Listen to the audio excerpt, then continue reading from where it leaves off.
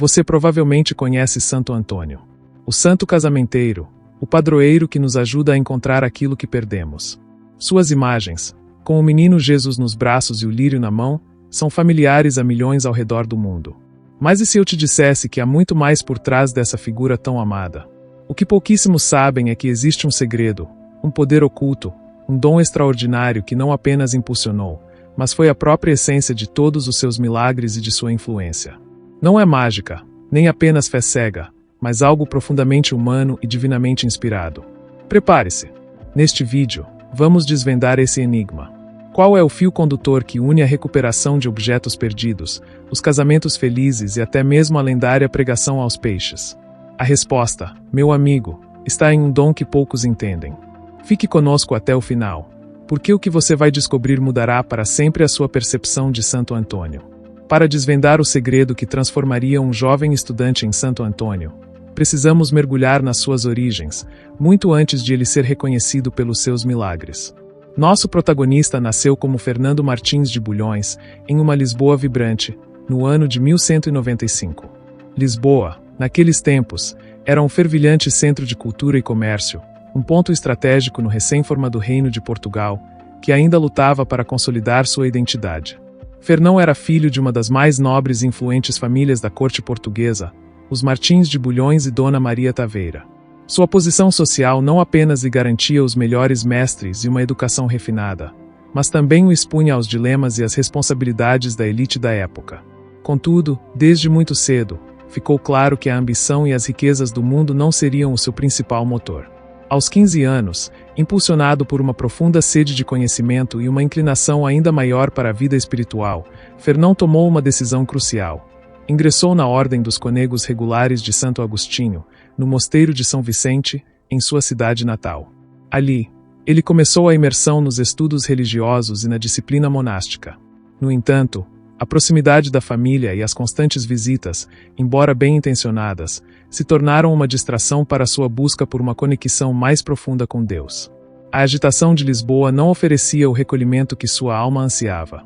Por volta de 1210, buscando um ambiente mais propício à oração e ao estudo ininterrupto, Fernão fez uma nova e significativa mudança, transferindo-se para o prestigiado Mosteiro de Santa Cruz de Coimbra.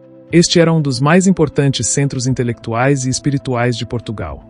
Foi lá que ele passou quase uma década, dedicando-se com paixão e rigor ao estudo aprofundado da Bíblia, da teologia sistemática e dos ensinamentos dos grandes padres da Igreja. Sua memória era lendária, e sua capacidade de assimilar e reter vastos volumes de informação tornava-o um erudito excepcional.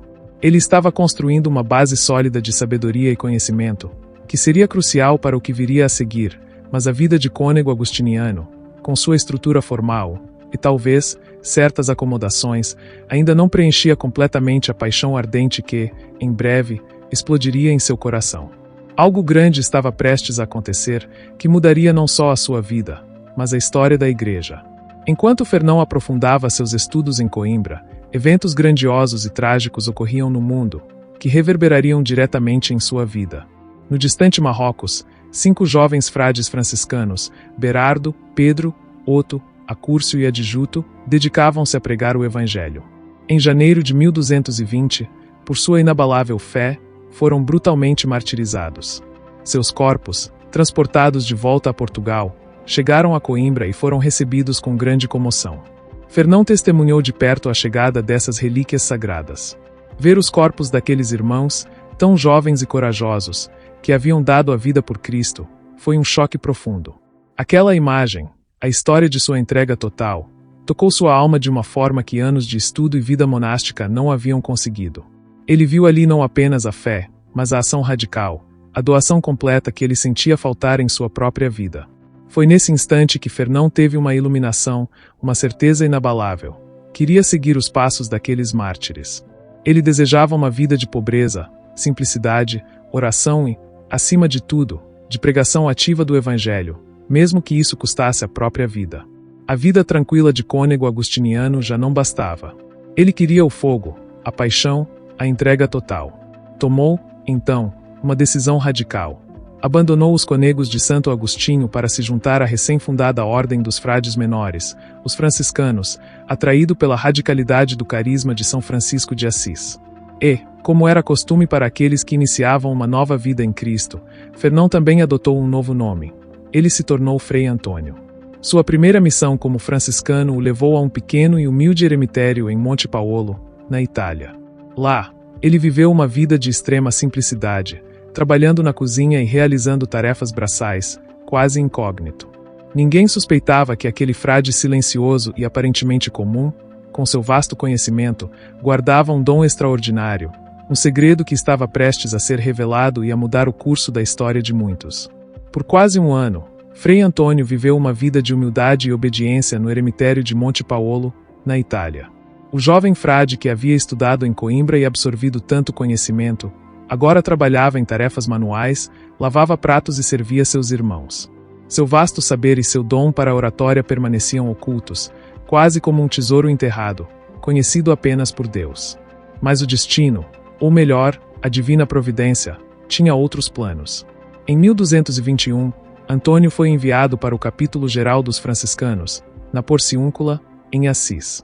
Era um encontro de grande importância, onde frades de toda a ordem se reuniam na presença do próprio São Francisco. Após as deliberações, o provincial da Romagna encarregou um grupo de frades de uma ordenação. No entanto, por um inesperado contratempo, o pregador convidado para fazer a homilia falhou em comparecer. Houve um silêncio constrangedor. Ninguém se sentia à altura da tarefa. Foi então que, quase por impulso, o provincial, sabendo do histórico de Antônio como agustiniano, mas sem conhecer a profundidade de seu dom franciscano, pediu que Frei Antônio improvisasse algo para a ocasião. Antônio, com sua humildade característica, tentou recusar, alegando simplicidade e falta de preparo.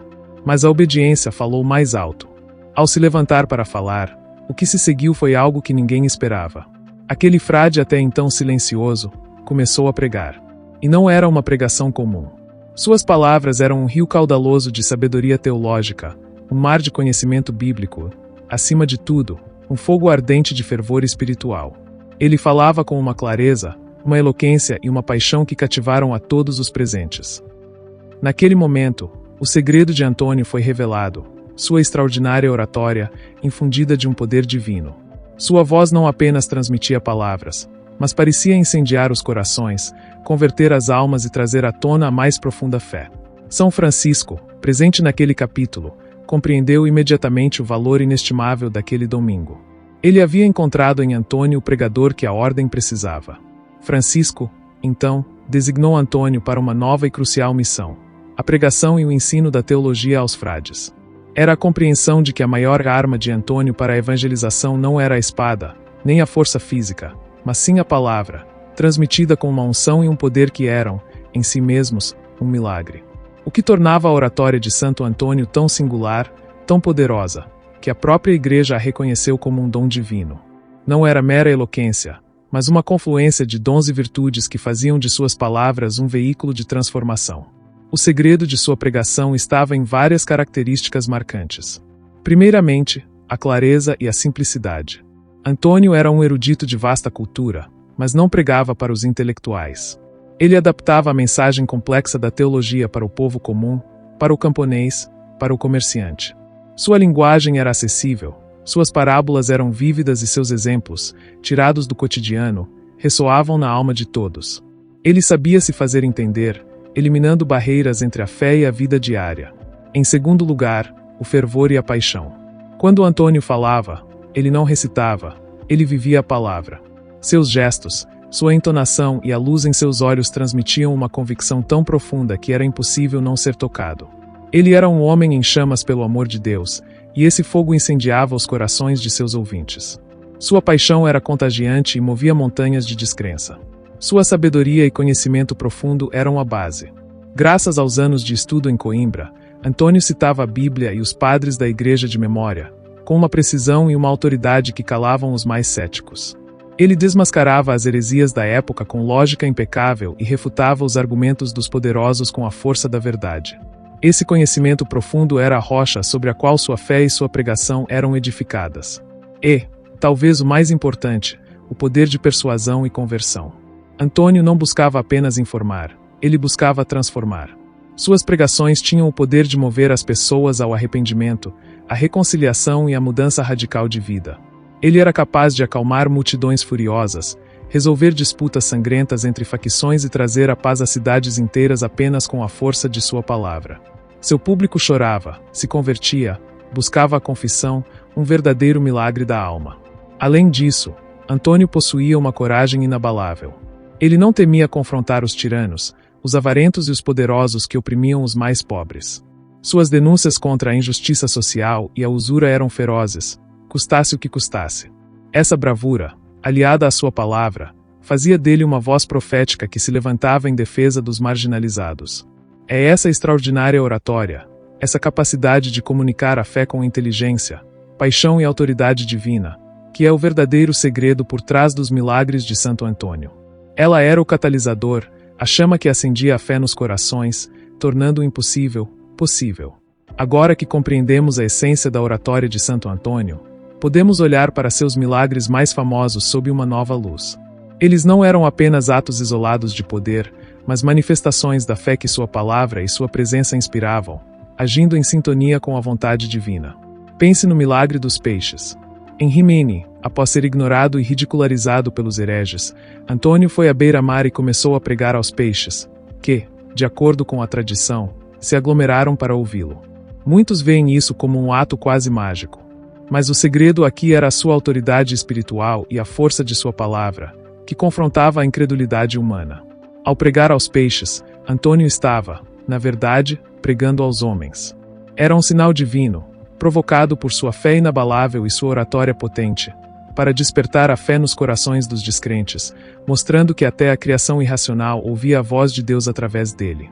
E o milagre da mula, em que um herege desafiou Antônio a provar a presença real de Cristo na Eucaristia, fazendo uma mula se ajoelhar diante do Santíssimo Sacramento, em vez de comer o feno. Por 3 dias, a mula ficou sem alimento. No dia do desafio, Antônio se apresentou com a hóstia consagrada e o feno foi oferecido ao animal. Diante da oratória e da fé inabalável de Antônio, a mula, para espanto de todos, ajoelhou-se diante da Eucaristia. Aqui, o segredo era a capacidade de Antônio de inspirar e provocar a fé até mesmo nas circunstâncias mais extremas, usando um sinal milagroso para provar uma verdade da fé. Sua pregação verbal e silenciosa manifestou o poder de Deus através da fé que ele proclamava. E como ele se tornou o famoso santo casamenteiro. Antônio não era um cupido que unia casais aleatoriamente. Sua pregação fervorosa sobre o amor cristão, a santidade do matrimônio e a importância da família tocava profundamente os corações de jovens e famílias. Ele oferecia conselhos espirituais, orações poderosas e direcionamento para aqueles que buscavam um cônjuge ou que enfrentavam desafios em seus relacionamentos. O segredo era sua capacidade de edificar, abençoar e inspirar o amor genuíno e a união segundo a vontade de Deus através de sua palavra, muitas vezes resultando em graças para a formação de lares e famílias. Em segundo lugar, a profunda conexão entre fé e ação. Os milagres de Antônio não eram mágicos, mas resultados da fé inabalável que sua oratória inspirava. Ele nos mostra que a fé não é passiva, ela se expressa, ela se comunica e, ao ser comunicada, ela move corações e, por vezes, a própria realidade. É a fé que atua, e a palavra de Antônio era o catalisador que acendia essa chama nos outros. Seu exemplo nos encoraja a não apenas ter fé, mas a vivê-la e a compartilhá-la de forma autêntica. Por fim, Antônio é um modelo de oração e confiança em Deus. Mais do que um pedinte de milagres, ele era um homem de oração profunda e constante, que confiava plenamente na providência divina. Seu segredo da oratória era apenas uma extensão de sua vida interior. Ele nos encoraja a cultivar uma relação íntima com Deus, a orar com fervor e a confiar que, com fé, o que parece impossível pode se tornar realidade. Sua vida é um testemunho de que, quando nos abrimos aos dons de Deus e os colocamos a serviço, a graça opera de maneiras extraordinárias. O legado de Santo Antônio, portanto, não é apenas o de um santo para quem pedimos favores. Ele é um farol que nos ilumina, um exemplo de como a vida de um homem, entregue a Deus e munida de dons especiais, pode transformar o mundo ao seu redor por meio de uma palavra que é, verdadeiramente, a voz da fé. Percorremos a incrível jornada de Fernando Martins de Bulhões, o frade que se tornou Santo Antônio de Pádua. Desvendamos o segredo por trás de seus milagres, não uma fórmula mágica, mas o poder inigualável de sua oratória divina. Uma palavra que nascia de um intelecto brilhante, de um coração ardente de fé e de uma alma totalmente entregue a Deus.